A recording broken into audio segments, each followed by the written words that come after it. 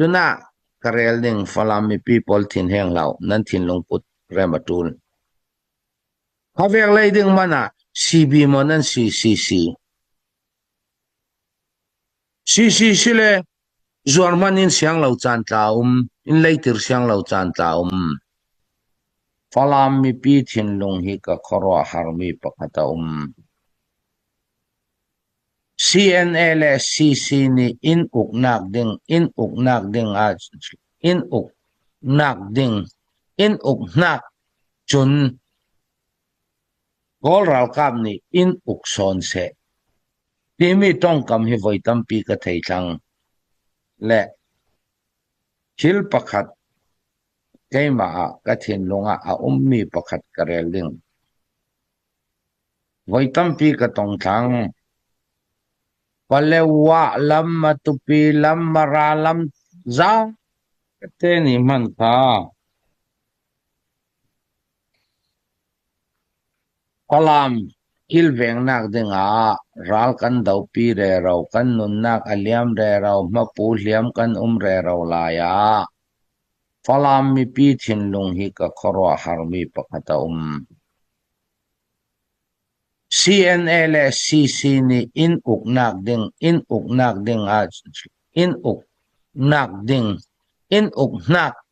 chun gol ral kap ni in uk son se timi tong kam hi voi tam pi ka thei thang tua falam ral khang kan kham re ro mi hi an mi pi pol tong kam si kan fe kan tlong na ke tong kam si CNA le CC ni in uk nakin min ong lai ni in uk son se la kan du son timi ka an mi pi tong kam hi tam pi ka thei mi si Pabek tika munding isin ava fe I ral ava dau pi tu thin lung changa chu kan thin lunga na se ya tile tui falam kan khampi re ro mi falam ram kan an ma falam kan kil sak re ro mi kha uk duruang kil kan selo kan ral min online ni mi pi le kan ram a uk lo nak dinga ni tin ral daw ni tin liam tor ni tin nun nak kan pek re ro mi si ti kha falam mi pi ni an thei lo bang ka ti se kan tum lo ta kha falam mi pi la tha ten ruat sal se pavek dingi a so re ro tu chu an media policy pale wala men rami somling alayan ra andra daw nun na kan liam man pu batu pila minan ra andra daw nun na kan liam man pu maratla si se chu thau thau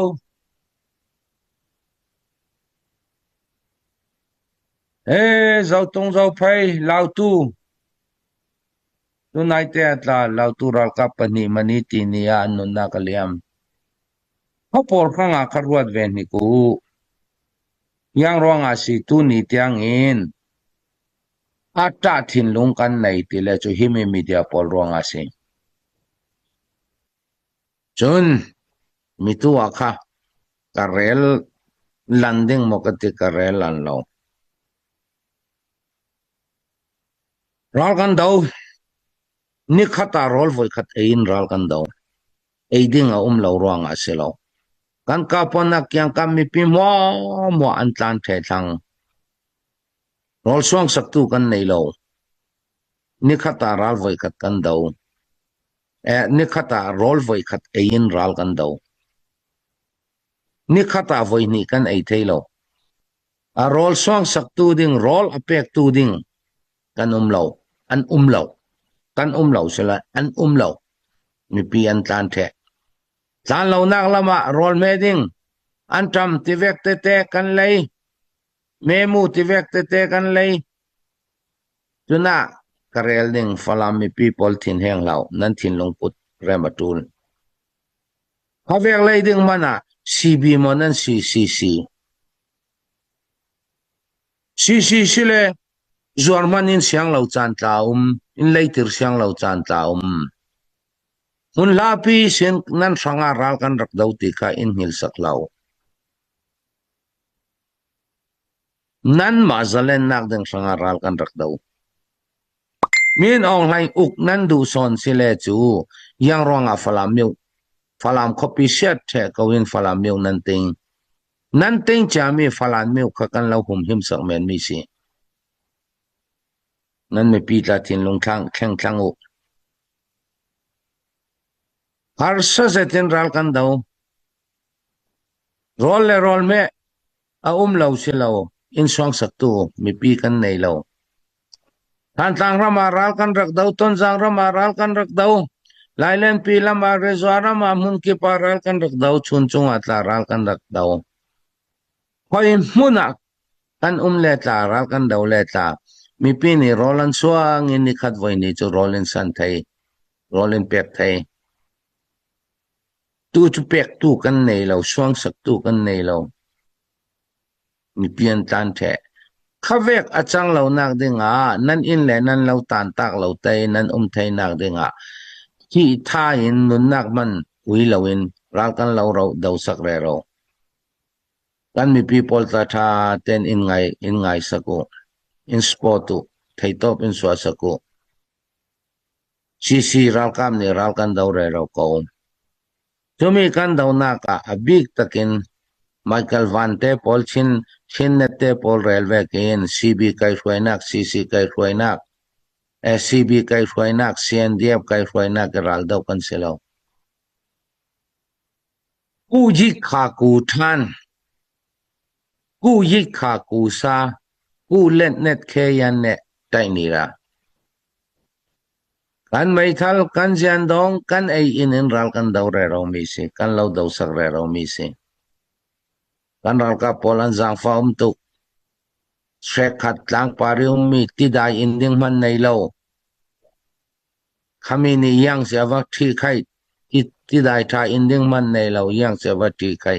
thani rong ralan dau le chu an kal ana chaukat ada chaukat atling I hopte in ding man nei lo leya an thatang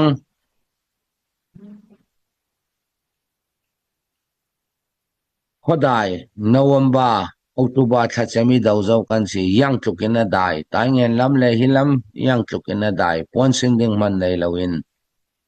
mi pi zalen nak ranga ral kan dau re ro thei top in so sako chule rem chang a le chinlong media rem chang chan te te a kalau tau pi ding media kan lang lau tuk tik a ral dau ve lau men si ral ka pol tau men a mi pi ni nan ruat pang ding mizan suna mizan zanvara pathian kai hruainak win nenak tam pi kan nei tuna atla khavek tarin lik au na kha kan ma ne ne na selo kan nenak chu mi pi theiter kan du ko we kan ni pol chu kan ral ka pol fung kan ting the thami tika akhwan ye la ken Michael Van Chin ne ti pol ka khwan ye rak lak non lau kan ral ka pol fung kan ting sak the ral ka hloi tu lei lau ni fung amang lau chun kan mang mi Starling pol hi ral boy pol lau ni chu mang thei lau Starling kan nei ve lau kan ni wal ngau ral kap chu kan ni sidia wal ngau ram chu Starling kan mang ve lau ha vek kha akhwan ye rak lak non lau tui det rak lak non lau ken mi phun ral kap CC ni ral kan dau tlang CB long CNDF long ni ral dau lau adau tu bik chu zau si ti chu adau tu ni kan thei ram dang isin ka du tlok non lau ding ti kha pathu ta rel thei tok si se ka lungoi uk du le uk tumin lak si sela uk du si sela July tha kan uk dai zau ding si ni sene ni uk dai zau ding ka kan thei fiang atul atin khan a fiang kau lo pe mo